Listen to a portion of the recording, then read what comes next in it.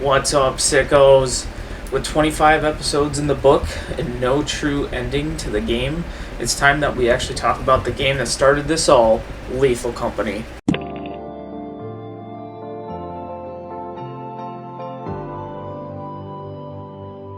Welcome to your first day on the job. This is the game that finally jump-started my friends and I into creating videos and exploring a new hobby together. And what better game to start us off but a game that requires teamwork, time management, and of course, big brave boys to venture into the darkness and find some trash. Today we will be breaking the game down into ranking two categories: the game's levels themselves, and then of course the creatures that reside within. Without further ado, let's begin.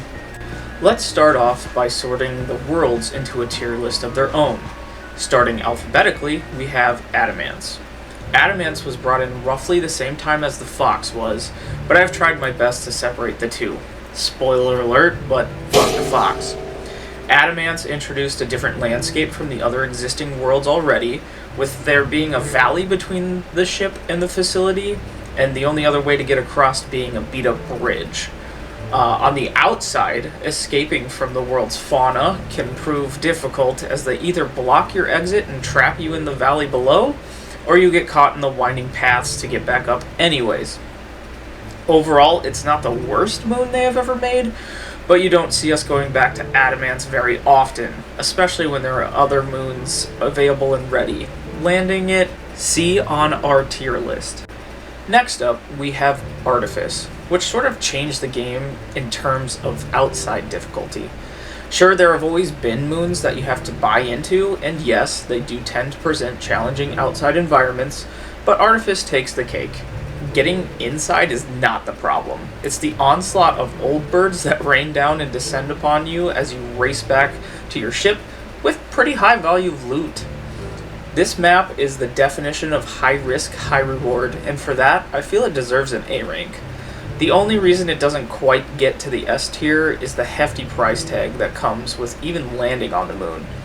It's super fun, but super deflating if you get a total loss, and now you've lost a day, all your junk, and 1,500 credits on top of that.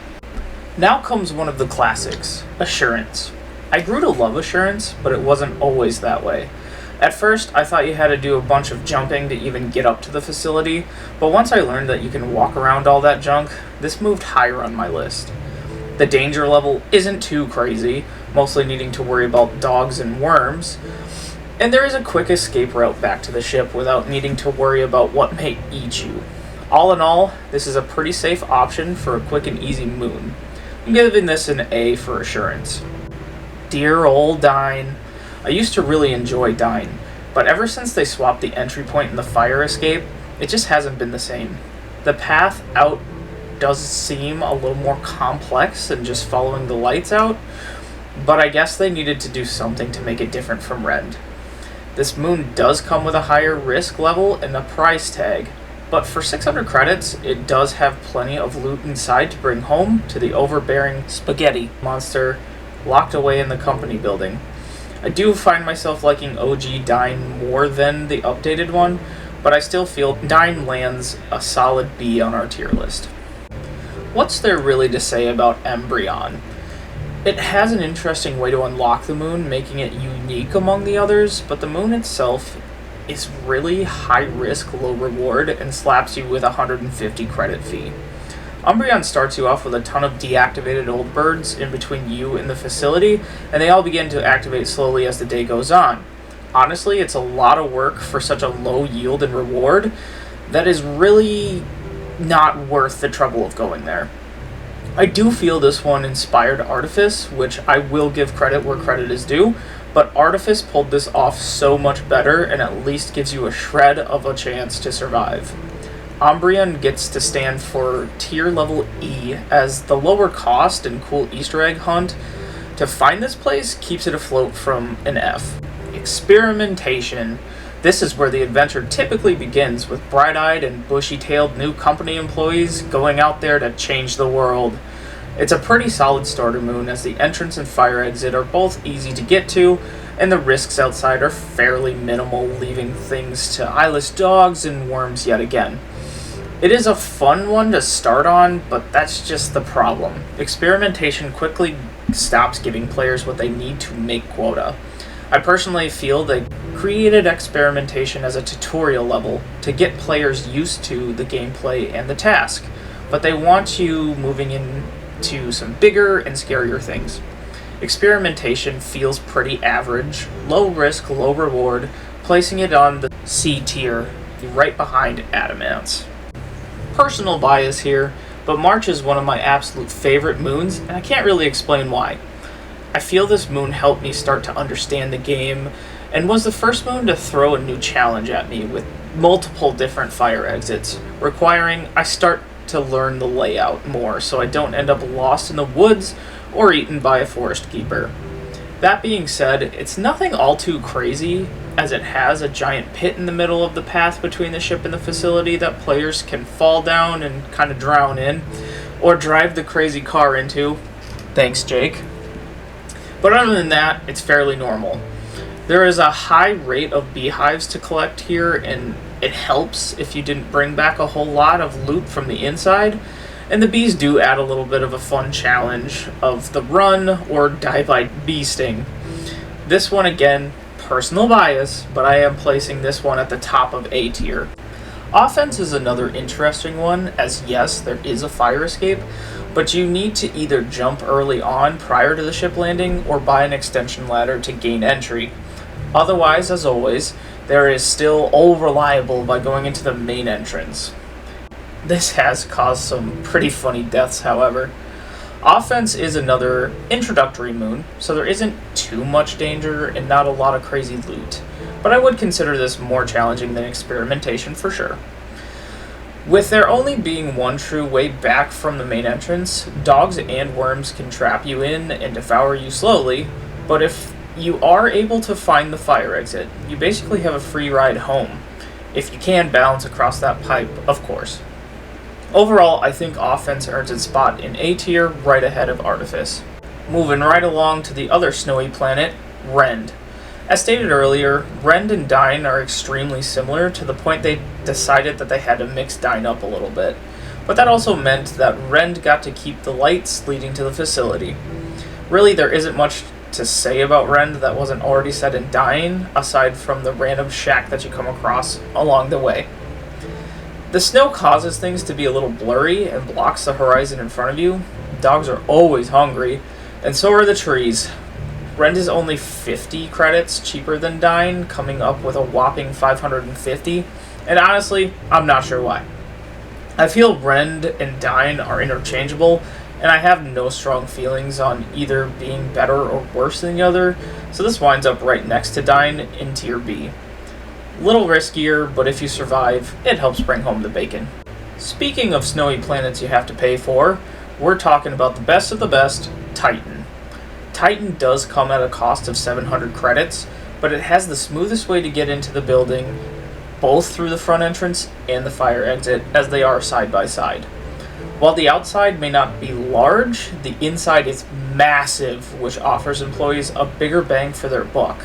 On top of that all, this is where hostile creatures really have their time to shine, as just about anything can spawn here, and spawn they do. I love me some Titan. It has saved my friends and I countless runs. It offers, I feel, the best challenge of the moons, and truly gets the adrenaline pumping. Yes, it has an S plus risk level, but that's another reason it belongs on S tier, baby. Lastly, Vow is the other forest moon that is offered in the early game. It provides two bridges between its valley, one stable and one that can break on players crossing it, and the fire exit is nestled nicely on the bottom of the solid bridge. The same enemies appears as the one on March, being the baboon hawks and the forest keepers, as well as the occasional beehive. It's another safer moon to help players get started, but with bias in mind, I prefer March over Vow, and if given the choice, I will also pick March. Sorry, Val, but that puts you behind Dine and Rend on level B. Still good, just don't really want to land there often. Alright, we've now covered where we go, but now it's time to move on to what is waiting there, lurking, when we do get there. Planets are all fine and well, but we know what we really love about Lethal Company, and that's what goes bump in the facilities. Starting us off here are the roaming locusts. These little guys swarm together but quickly scatter as they are approached by any player. Shout out for them causing no harm, but they truly only seem to be added to give the world a little more life and ambiance more than anything else. Nothing wrong with that, but not really much to give us. These dudes are average, which means their score is average, coming in at level C. Guess this list creator really liked their bugs, as next on the chopping block are the circuit bees. These guys are pretty cool, as they mostly leave you alone unless you get too close. Disturb the nest and feel their wrath, but if you are able to steal their hive, you get an extra coin to take to the company. Thankfully, these are one of the few enemies that do not cause an insta-kill, but there is some pressure and time constraints, as if you keep them from their hive long enough, you'll be pushing up daisies in no time flat. I feel the only fitting place for these little killers would have to be tier B. The next one to discuss is our friendly little manticoil. Not much to say about these guys either, as a lot like the locust, they are harmless creatures that take off the moment you get too close. They're friendly little shy guys, but no different from the buggy boys, making them on par on level C. Enough said. This dude, S tier, and I will not be taking any questions. They steal your stuff, run away, and add things to their little horde. They are employees in the making, we just have to work on the giving stuff to the company part. These lovely little larvae have killed me more times than I care to count. The snare flea hides on the ceiling to wait for its victim, swoops down like Batman onto the poor unsuspecting creature's head, and suffocates them into non-existence. Luckily, there is a way to fight back, but you do have to be able to make it outside. Oh yeah, you have to do it blind though, as the snare flea blocks all sight and muffles all sound. Just rude, but at least I guess I can fight back. Going to tier E for you, you filthy little beast. Bracky Boy! How we love Bracky Boy. The Bracken is the most intense staring contest competitor that there is. The Bracken will follow their chosen player around, stare at them from afar, and then snap their neck and drag them away if you do not pay constant attention to them. However, should the player stare back too long, this also sends our friend into a murderous rampage, and he kills the player anyways. It's all about the Bracken balance, baby. All jokes aside, I do think the Bracken has become a mascot for the game. He is super fun to try to face and try to survive against, and his mechanics are fairly unique to any other foe I have faced in this game or others. All that said, the Bracken also finds himself atop the rest in tier S. Full transparency here, I wrote down the name, I'm not even going to try it, but next on our list is Little Goobo. It crawls around at the high speeds of a snail and causes damage upon the player it touches. It hunts where the noise is the loudest, so the best way to avoid this one is by keeping quiet. You can also buy a radio and keep that running in an area that you want to trap the goo guy, but if you don't pick that back up, you'll be out of radio as well. This one is cool, but it isn't really a hindrance at this point anymore. He's just more of a little goofy little goo ball, and places him in D tier for me. Bunker spiders come in two forms, either an 8-legged arachnid, or, if you turn on arachnophobia mode, just the word spider. I think that alone is extremely funny, but they also hunt differently as well. You may run into one, but as long as you keep away from the spider and its webs, they'll leave you be. I think the detail of employees who die by it being webbed up is very cool, and this is another one that does not insta-kill, which makes it a little more fun for me. You can fight back with a shovel and battle this to death if you so choose, but I find it best to just sidestep around them and let bygones be bygones. Big old bunker spiders end up in level B for me, right next to the bees. Make some room because this one's gotta zoom. We're ranking Thumper. This one caused some grief early on in my Lethal Company career, but the Thumper has become more manageable. Thumpers charge at the player at fast speeds and take quick bites at you. The Thumper does not turn as easily, so stepping off to the side or choosing winding paths could save somebody from being hunted by one. I do say these guys appear more often than most, which makes them a little more annoying, especially if you find one early on.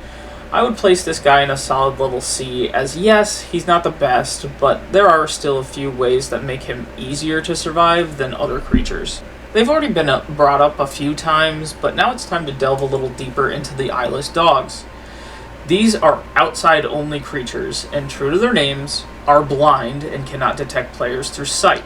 However, their hearing is above average, and once they hear you, they are one tough puppy to shake.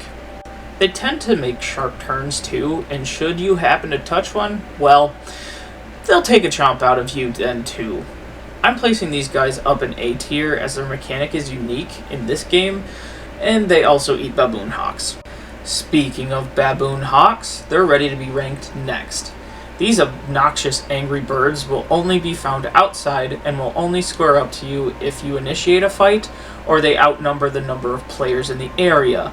I say they are annoying as they are both aggressive, always wanting to start a fight, but cowardly and are in this constant back and forth of, I'm going to fight you, but stay away.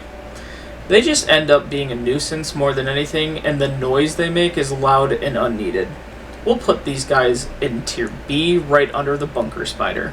Forest keepers are in the same ballpark as the eyeless dogs, but instead of being blind, these guys are deaf.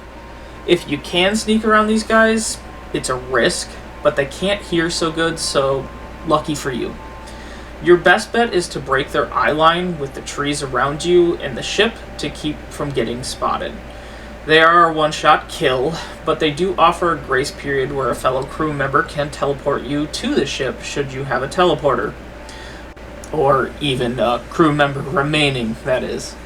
Given the similarities, I will put these alongside the dogs in the A tier, but ironically they do puppy guard more than the dogs, so they are below them in tier A. Wiggling in now is the Earth Leviathan, found underground. These creatures tend to stick near the ship and can be heard growling before they make their attack. You have a couple of seconds to start moving backwards before the worm launches into the sky, attempting to swallow you whole. The creature is massive and covers a lot of ground, but honestly, if you are quick enough, once you hear the warning, it's easy to escape. This is another puppy guard one-shot kill enemy that isn't my cup of tea, so I have the worms coming up in D tier under Gubo. The spore lizard is another enemy that either really wants to come fight you, or just flees at the sight of danger. It follows players around, but if you get too close, it will either bite you or emit a pink cloud to obscure your sight while it runs away. These are fine, but much like the baboon hawks, quickly just become annoying and get in the way. I would place these right next to each other, as neither the baboon hawk or the spore lizard really differ to me, besides one being inside and one being outside. That puts the spore lizard at the bottom of tier B. It's SCP-173. It's a weeping angel. No, wait, it's the coilhead. These monsters are genuinely creepy and have earned my respect. You better hope you see it before it sees you, as they are wicked quick and will kill any living thing not staring at it. Your only warning that they are coming is a rapid pitter-patter of their tootsies as they come to kill you. The added spring sound, if you do catch them in the act, just adds to that creep factor of these guys. They are a one-hit kill enemy, but given they are subdued by simply looking at them, I feel that this is a fair exchange. However, you do have to dedicate a crewmate to just sit there and stare at the fella while others collect the loot. But coilheads absolutely deserve a spot up in S tier. The Nutcracker is a weird but definitely unique one. I don't care for the kicks and the shotgun blast both being a one-shot kill, but they are easy enough to avoid altogether, or if spotted by the giant eye when it pops, the attacks are fairly easy to dodge as well. I hope these get a little more lore down the road, as these and jesters are the only two toy-inspired enemies, while the rest are horrid creatures of the night, or weapons made by humans to fight off enemies. I like them, they're weird, and they are going to the A tier below the eyeless dogs. The other toy-inspired monster mentioned was the Jester. This guy remains friendly and follows players around while they collect loot. The Jester eventually decides to play a little ditty for the employees while they work, which is your warning sign to get the hell out. The song gets increasingly more intense as the gesture winds longer and longer, and should the box pop, well, you better hope you are either already out or at least close to the door. A giant skull emerges from the box once it opens, and the jester then rushes to the closest player and consumes them whole. Sometimes the box resets, other times the jester then charges for the next player, and the next, until there are no more.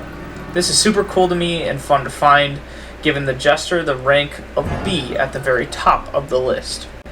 Mimics, when found, can be extremely off-putting.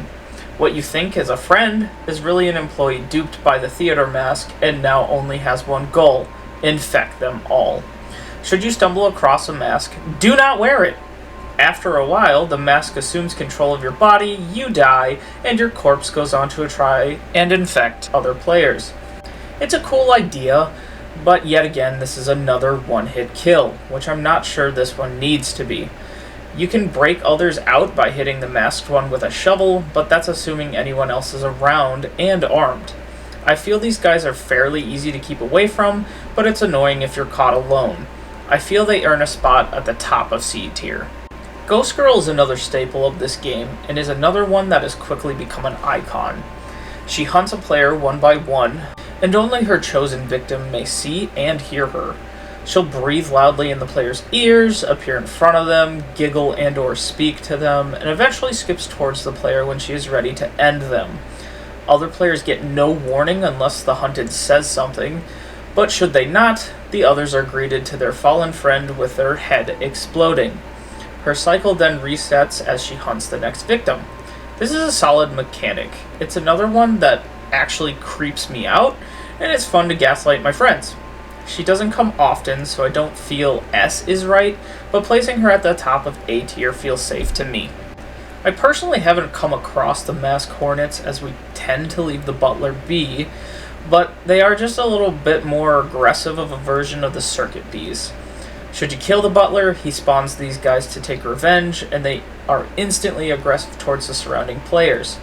I wish I knew the lore to these, but to me, they're not all that interesting of a mob and not really needed in my opinion.